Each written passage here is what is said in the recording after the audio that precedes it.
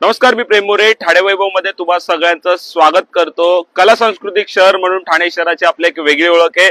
याच ठाणे शहरात आता सायकल प्रेमी संस्थेने सर्व ठाणेकरांचे, मुंबईकरांचे नाही तर संपूर्ण देशवासियांचे लक्ष वेधलेले आहे। तुम्ही पाहतात माझ्यासोबत बोलण्यासाठी सायकल प्रेमी फाउंडेशनच्या संस्थापिका आहेत आणि एक नवीन विक्रम जो आहे तो ठाण्यातून रोवला जाणार आहे। मॅडम, सर्वप्रथम ठाणे वैभव मध्ये खूप खूप स्वागत।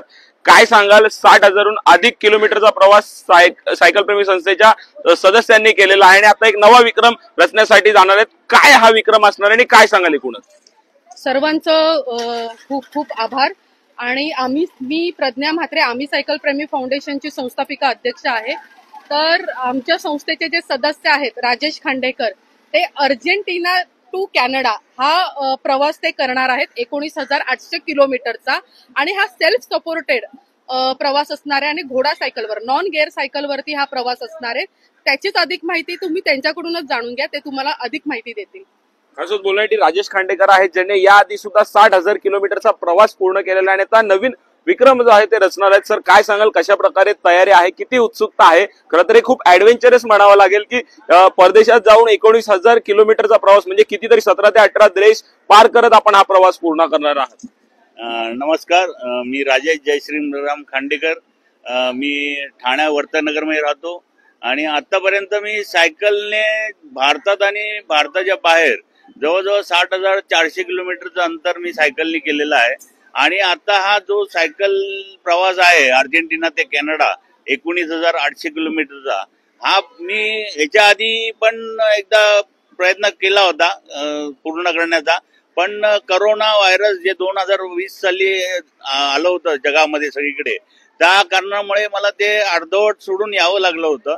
पण आता पुन्हा त्याच सायकल मोहिमेला मी सुरुवात करतोय। आम्ही सायकल प्रेमी फाउंडेशनचे सहकार्याने आम्ही त्या फाउंडेशनचा मेंबर पण आहे। आणखीन प्रज्ञा म्हात्रे म्हणून ज्या संस्थापिका आहेत त्यांच्या मार्गदर्शनाखाली मी ही सायकल मोहिमेला पुन्हा सुरुवात करतो आहे। काय आव्हान असेल? खरं तर आपण म्हणतो कलेला वय नसतं, इच्छेला आवडला वय नसतं। आता तुम्ही हा एवढा मोठा प्रवास करण्यात कशा प्रकारे तयारी केली? कधी स्वप्न पाहिलं होतं हे असा प्रवास करण्याचं? मी हा जो प्रवास आहे अर्जेंटिना ते कॅनडा म्हणा किंवा युरोप म्हणा किंवा एशिया म्हणा, हे मी बऱ्याच वर्षापासून स्वप्न बघत होतो आणि ते एक एक टप्प्याटप्प्याने पूर्ण केले। कारण आपल्या इथे कुठल्या कंपनीची स्पॉन्सरशिप मिळत नाही, कुणाकडनं खरं तर स्पॉन्सरशिप मिळत नाही। पण मी 4 वर्ष माझं वर्कशॉप आहे, त्या वर्कशॉपमध्ये काम करून, सेव्हिंग करून मग जे पैसे जमा होतात त्या पैशांवर मी माझ्या सायकल मोहिमेचे रूपरेषा आणि आखणी करत असतो। तर प्रत्येक 4-4, 5-5 वर्षांनी मी अशा जागतिक सायकल मोहिमेवर जात असतो। तर या प्रवासाला अंदाजे किती खर्च येणं अपेक्षित आहे आणि प्रवासादरम्यान खाण्यापिण्याची, राहण्याची कशा प्रकारे आपलं नियोजन असतं आणि काय सांगाल? साधारण हे अर्जेंटिना ते कॅनडा जे सायकल प्रवास आहे 19,800 किलोमीटरचा, ह्या साधारण 7 ते 8 महिन्याचा कालावधी लागणार आहे। तर ह्या कालावधीमध्ये मला 17 ते 18 लाख रुपयाचा खर्च येणार आहे।